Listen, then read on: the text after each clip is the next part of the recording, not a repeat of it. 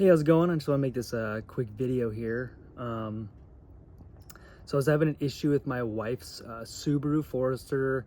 It's a 2015 2.5i Touring.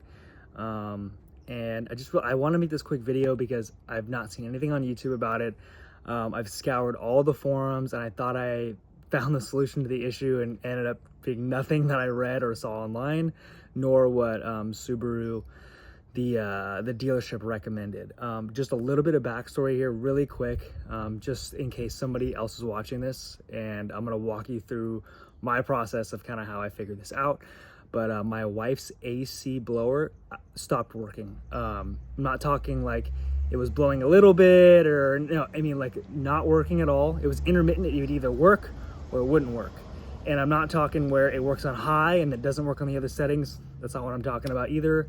I'm talking about like it just completely either was stopped or it worked, and then it just completely cut out. So I was at work at the time, kind of walked my wife through, oh, maybe it's a fuse, check the cabin air filter, although that wouldn't be like full stoppage. But you know, just the stuff over the phone, we couldn't really figure out the issue. I was at work for a few days, so my wife ended up, it's like a triple digit heat where we live, and we have a toddler. So I was like, all right, we'll just take it into Subaru, see what they say.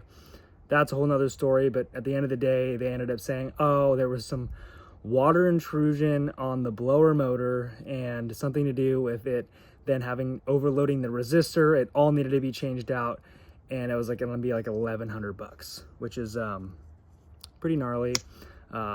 I did a quick Google of the parts, ended up being like $80 total. I'm like, I'm gonna do it myself. I'm not a mechanic, but I'm a YouTube mechanic, kind of like probably whoever's watching this video would understand. Ended up switching out the motor. I went to switch out the resistor, which the one that Amazon had when I plugged this in, different resistor. I'll show you guys in a second. And then the wiring harness behind the climate controls on the dash.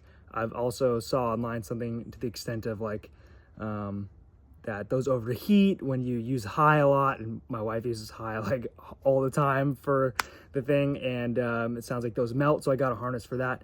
That also ended up not being the right one on Amazon. Either way, at the end of the day, it was none of those issues.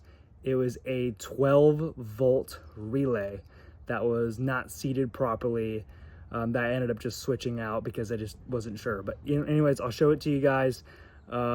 Saved me a lot of money with Subaru, and just to save you from, anyway. So I'll show you quickly where the relay is. So you have your blower motor here. This, I'm not sure the color on all of them, but this is a little bit, I don't know, like an off-white situation. It just sits in this little cradle there. Oh, excuse me.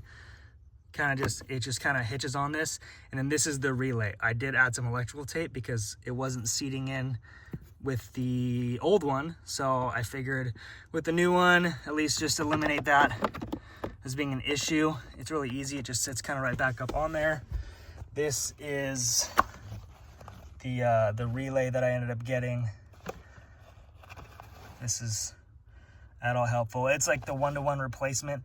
There were a few like other ones at O'Reilly's that were like universal, that were like a third of the price. I just ended up going with this I think it was like $21.